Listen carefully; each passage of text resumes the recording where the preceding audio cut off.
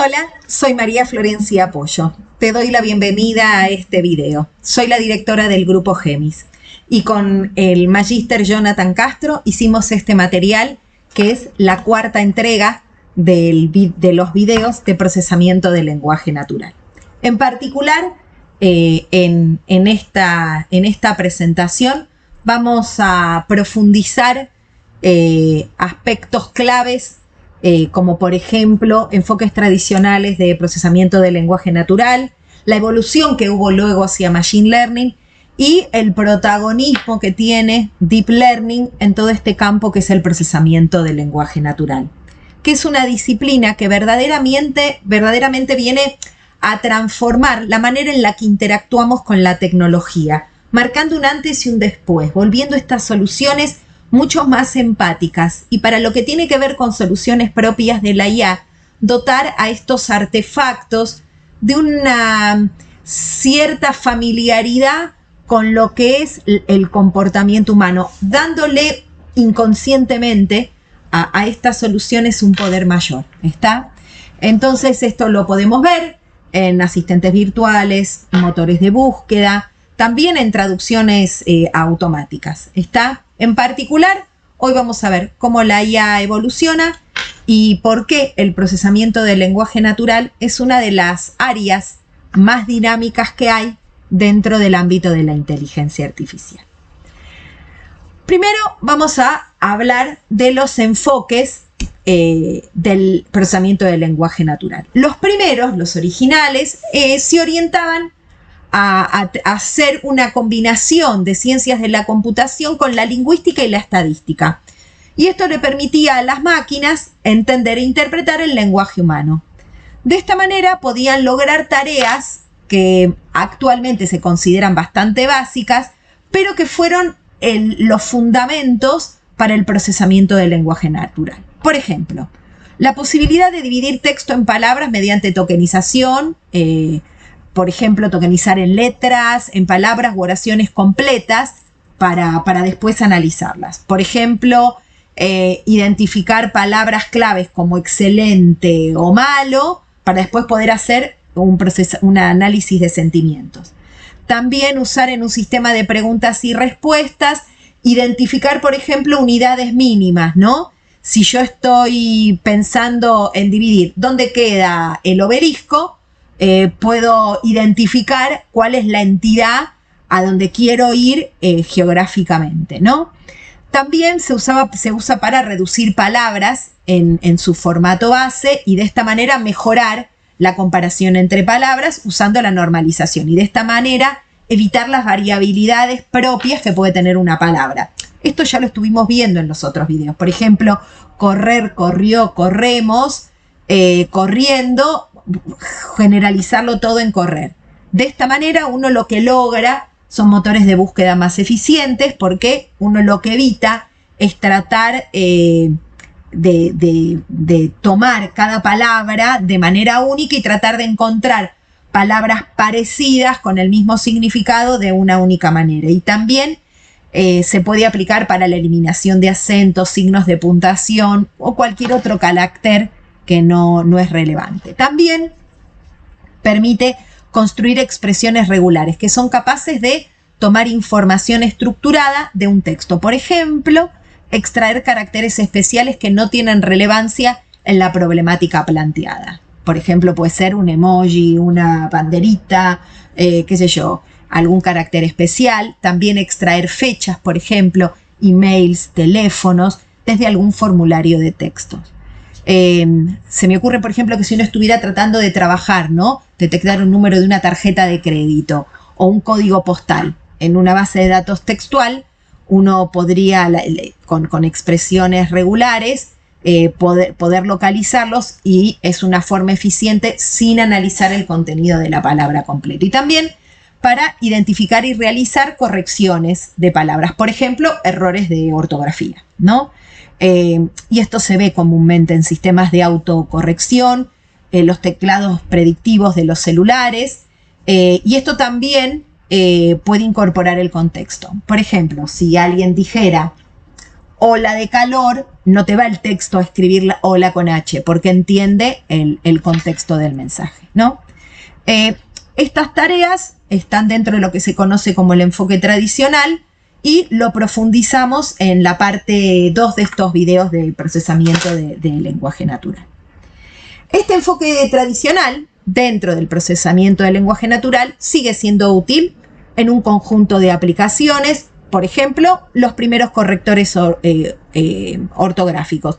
Estos simplemente comparaban palabras con un diccionario predefinido y no había un modelo de aprendizaje, ¿no? Eran modelos fáciles de entender y ajustar. Esto le daba transparencia y mucha explicabilidad al modelo y era muy simple implementarlo y ejecutarlo.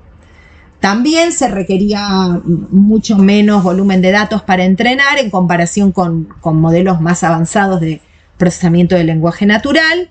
Esto posibilita ejecutarlo en equipos que tienen menos recursos o capacidad de procesamiento, y esto hace que uno lo pueda usar en un montón de opciones diversas. También otro punto que uno podría también identificar como una ventaja es la sencillez para ser implementados, ¿no? Y si bien estas son algunas de las características que este enfoque tradicional trajo, al momento de empezar a complejizar los casos de uso a resolver con procesamiento del lenguaje natural, surgen como consecuencia ciertas limitaciones, que lo que hacen es sentar las bases para poder lograr una evolución. El primer desafío que se encontró fue el intentar interpretar palabras para procesar sin la capacidad de captar el contexto. A esto se lo conoce como ambigüedad léxica y estructural. El típico ejemplo que van a encontrar es: el banco está cerrado. No sabemos si se refiere al banco como institución o a un banco de plaza, ¿no? Esto uno lo podría pensar tanto a nivel de palabras individuales, en la estructura de las oraciones, y esto es uno de los mayores retos que tiene el procesamiento del lenguaje natural tradicional. Otro aspecto que se debe considerar es la dependencia que puede existir entre palabras en una misma oración, que si bien son la misma el significado, podría cambiar muchísimo según cómo están posicionadas. Si, por ejemplo, yo tengo la frase: Florencia invita a Fernando a pasear, si yo invierto Florencia y Fernando, sujeto y objeto cambian muchísimo y tiene otro significado. Esto para los humanos es muy simple de entender y no eran tópicos, ¿no?, que con un enfoque tradicional se puedan resolver muy fácilmente.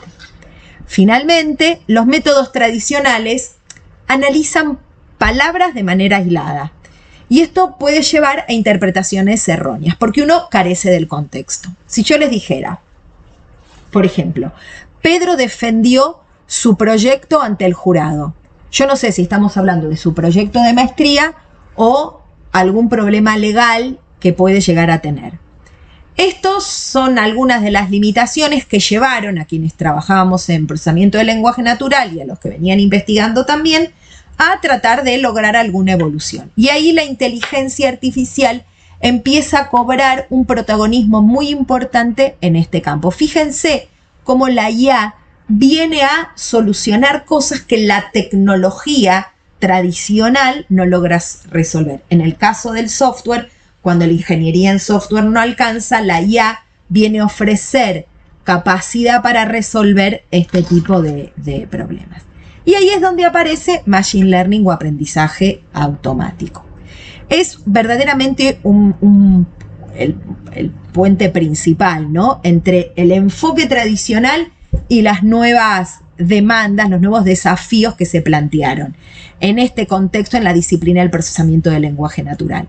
Esto permitió verdaderamente obtener soluciones de gran impacto, eficientes, que hoy en la actualidad continúan verdaderamente evolucionando. Les decíamos que el procesamiento del lenguaje natural es una disciplina hiperdinámica, y esto lo vemos en modelos como ChatGPT, BERT y Gemini, ¿no?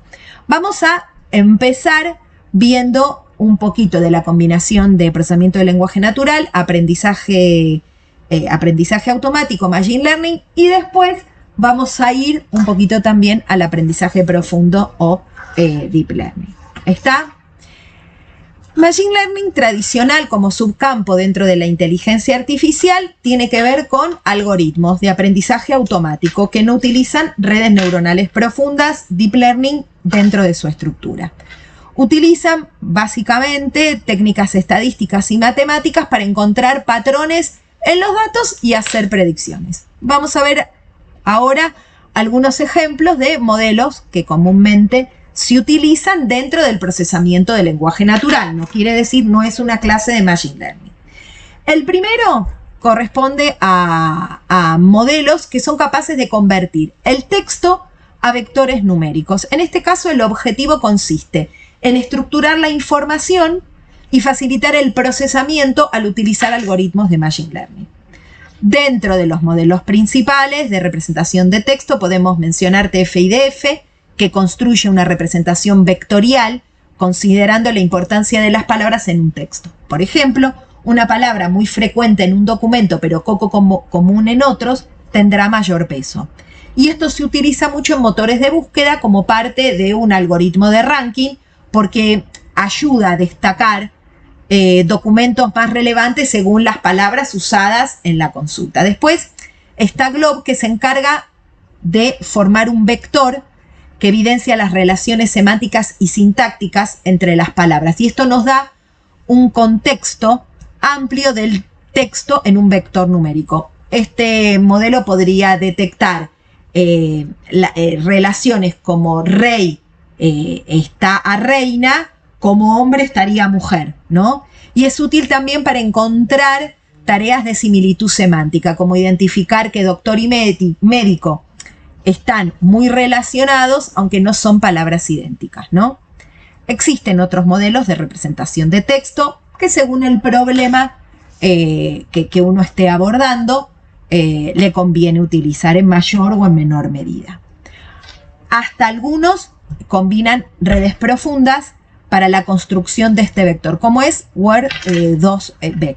Word2Vec permite resolver analogías de, por ejemplo, París es a Francia como Roma es a Italia, ¿no? Y otra ventaja también es la capacidad que tiene para capturar relaciones espaciales en un espacio vectorial y de esta manera poder visualizar grupos de palabras similares usando distintos tipos de técnicas. Después están los modelos de regresión. Estos modelos son fundamentales en el procesamiento del lenguaje natural porque permiten realizar predicciones numéricas o categóricas a partir de datos de texto.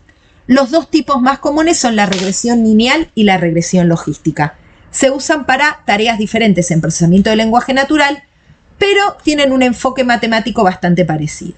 Por un lado, la regresión lineal es un modelo matemático que lo que busca es encontrar la relación que hay entre una o más variables independientes, características del texto, y una variable dependiente continua, que es un resultado numérico. El procesamiento del lenguaje natural se emplea la regresión lineal cuando se quiere asociar una medida cuantitativa a un conjunto de textos, ¿no? Se puede, por ejemplo, usar para predecir la duración estimada de una charla a partir de una descripción textual, ¿no? Y, qué sé yo, en el ámbito empresarial podría predecir ingresos esperados a partir, qué sé yo, de descripciones de productos o distintos comentarios que puedan tener clientes.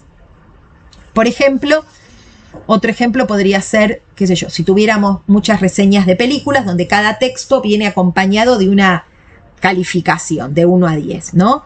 Un modelo de regresión lineal podría analizar las palabras utilizadas en cada reseña con técnicas como TF-IDF o Word Embedding y de esta manera predecir la puntuación que un nuevo texto recibiría en esa escala, ¿no? Por otro lado, a diferencia de la regresión lineal, la regresión logística no predice valores continuos, sino que estima la probabilidad de que un texto pertenezca a una categoría específica. Se usa en procesamiento de lenguaje natural cuando se requiere tomar una decisión binaria o multinomial basada en el contenido del texto.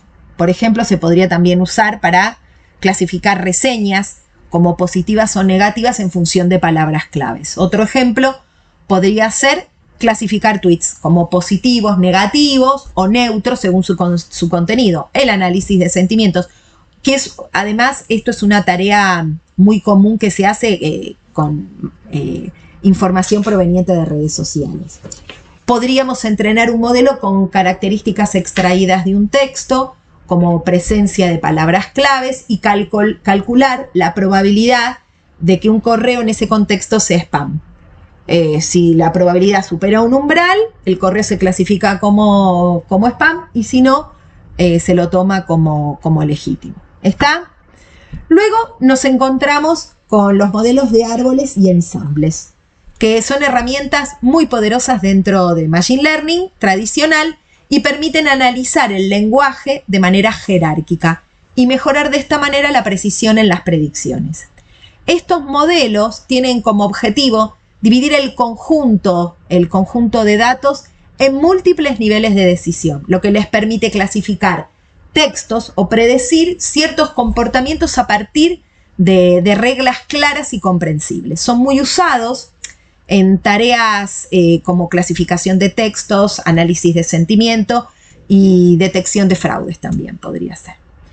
También dentro de este grupo encontramos dos enfoques: los árboles de decisión, que organizan la información en una estructura parecida a un árbol, donde ahí cada nodo representa una decisión basada en características del texto, y a medida que va avanzando en el árbol se aplican reglas condicionales que llevan a una clasificación final.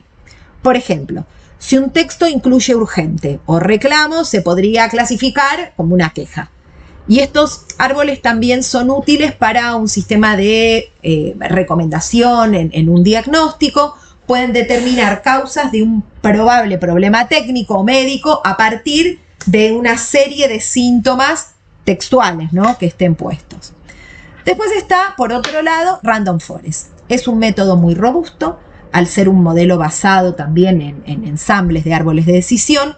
Significa que en lugar de depender de un solo árbol, construye varios árboles independientes y luego combina todas sus predicciones para tener un resultado más preciso y estable. Justamente una de las características de las ventajas es la estabilidad que tiene, la precisión. Esto sobre todo cuando hay textos ambiguos.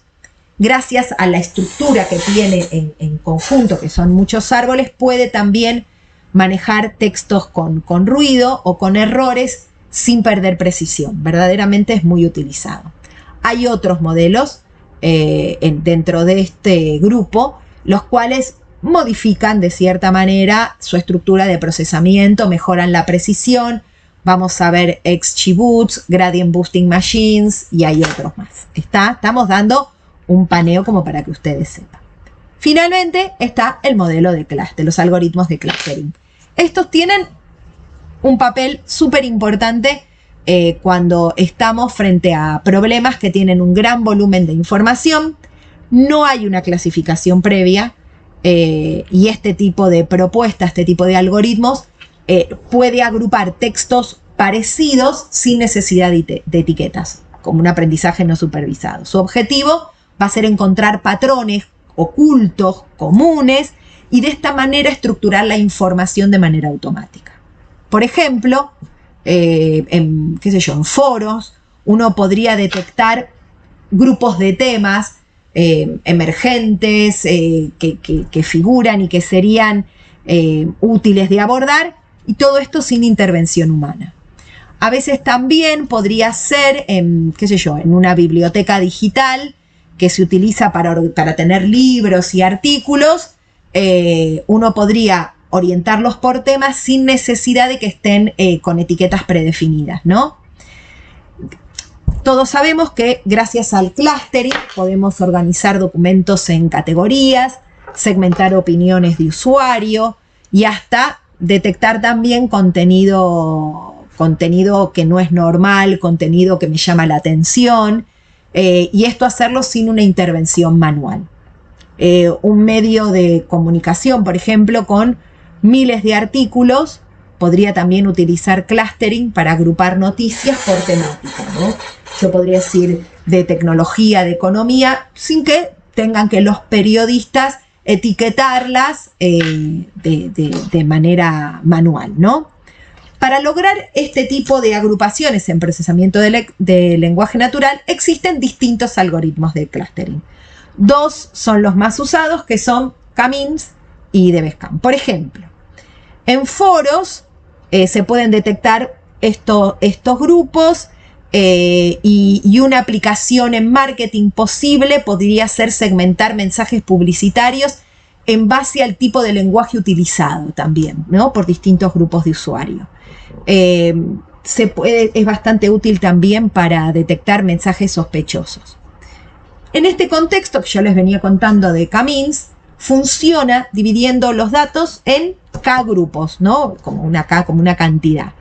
Y esta agrupación se basa en su similitud y esto se plantea en un espacio vectorial.